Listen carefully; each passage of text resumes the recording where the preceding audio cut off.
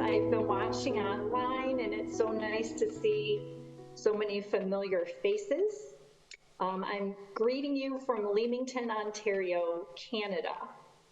And I want to talk a little bit about public health and how important the public health framework has been over the years with respect to protecting workers in the public from asbestos. So when we think about public health, I think of these 4 Ps. So the first is people. So we're talking about populations of people. So it's not like in healthcare where the focus is on an individual patient. In public health, we're focusing on groups of people who are at risk of illnesses or injuries or harm to their well-being. And that harm can come from where they live or where they work, where they go to school. So our earliest understanding of the health effects of asbestos was evidence from workers. And it was the miners and the textile weavers who suffered from asbestosis. And in the decades following, asbestos was used more and more in different industries. So many more workers were exposed, millions of workers. And those were workers that were applying insulation, pipe fitting, shipbuilders, and that led to the recognition that asbestos is also a potent carcinogen. So what we know is no matter what group or what population of workers, whether they're construction workers or firefighters or people who live in mining towns, there is no safe level of exposure to asbestos. And also on that slide, I have people again, and that people in public health also refers to this huge community of people who are involved in public health. So it's the previous slide. So that's the epidemiologists, the advocates, the healthcare providers, the statisticians, policymakers, historians, lawyers, all of those people who are committed to protecting public health and well-being. And from all of these different disciplines, we've been able to make great advances in public health. And again, if you go back to that first slide, I'm just going through each of those different Ps of public health, working in the other direction, the very first slide.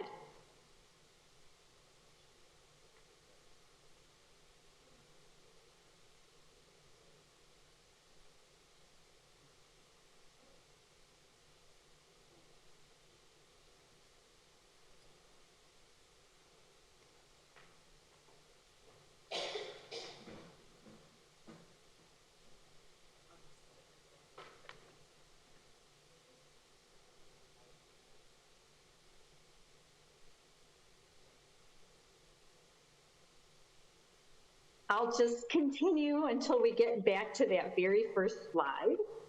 There we go. So public health is about people. Public health is also about prevention. And what we know is it's far better to take the steps we need in advance before harm can occur, rather than trying to treat people after the harm has already happened. And so that's really the heart of public health, about prevention. And so for asbestos, ultimately this means banning its use. And where it already exists, whether it's in workplaces or homes or schools or buildings, it's ensuring that those who are potentially exposed know that it's there, very important, and allowing people who have the specialized training to handle it if it does need to be disturbed or removed. And when I look at those Ps again, I have the words protection, prevention, and policy, and those protections really form the bridge between prevention and policy.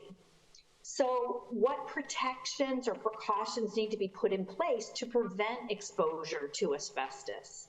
And what policy options can put those protections in place? And so, as I mentioned, the diversity of the public health community, physicians, industrial hygienists, trainers, engineers, they all play a really important role in addressing asbestos and identifying evidence-informed strategies to protect the public from asbestos. And finally, that last P is policy. And this means putting the laws and regulations in place to ensure that those protections are implemented. And policy also includes funding so that those regulations and laws can be effectively enforced. Without the money to do that, it's difficult to enforce them. And money and funding from Congress, it really reflects our values. And so we are at this moment, and have been for years, in a deep bet to tackle asbestos once and for all. Next slide. On the right of this slide is a 52-year-old headline from the Washington Post. It appeared on page A3 when the Occupational Safety and Health Administration issued an emergency regulation to protect workers from asbestos.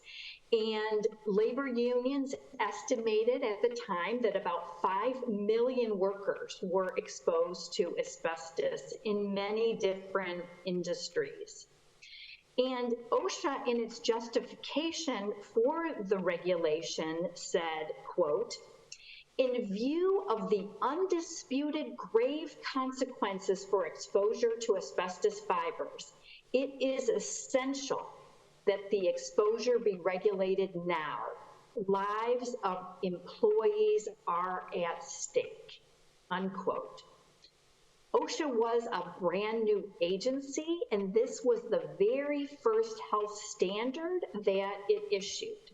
And it definitely took a prevention approach, a public health approach. It mandated protections that employers had to implement, and they were pretty fundamental common sense things. No dry sweeping should be allowed in workplaces, which would entrain the asbestos fibers in the air.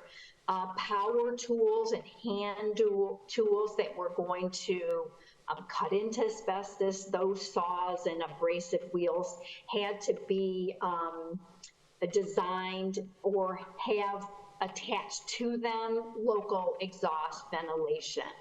And if mortar, cement, grout that contained asbestos was going to be mixed, it had to be done in some type of enclosed container. All of that sound policy was informed by scientific evidence, and the precautionary approach, which is fundamental to public health, it calls for taking action to protect people's health using the best available evidence at the time. And that's exactly what OSHA did when it issued that first standard and in the subsequent standards to address asbestos. Again, I'll quote from OSHA. "It is essential that asbestos exposure be regulated now on the basis of the best available evidence now, even though it may not be as good as scientifically desirable. The standard can be reevaluated in the future in light of the results of new studies, but we cannot wait for them." So again, that's exactly what OSHA did and has continued to do on 4 or 5 different occasions between 1971 and 1994. And if we look at the standard that was initially issued by OSHA under that emergency standard provision and what's in place now, it was informed by more scientific evidence, and it's actually 50 times more protective in terms of the exposure limit than what was adopted in its very first standard. So for the next slide, I have what we call in public health the hierarchy of public health levels of prevention. And right at the bottom, right at the base, it's grounded in this idea of public health prevention, where we want to eliminate the hazard, if at all possible, from occurring. So if we think of other examples from public health, we talk about taking the lead out of gasoline, or we administer childhood vaccinations for polio or measles. So it's really eliminating the hazard itself. And the OSHA standards did exactly that. They prohibited certain work practices so that exposure would be eliminated. And then in that same triangle, that hierarchy of prevention, above the next best priority would be secondary prevention, and that is taking action to reduce the amount of harm that could occur. So in the OSHA standards, it had that at the base, eliminating exposure to the hazard, but for workers who were exposed above the permissible exposure limit, employers were required to implement certain protections like medical surveillance. So that is in the middle of that triangle. And those are things like providing workers with the option to get an annual chest x-ray, a physical exam, pulmonary function tests. So that was also included in the OSHA standard.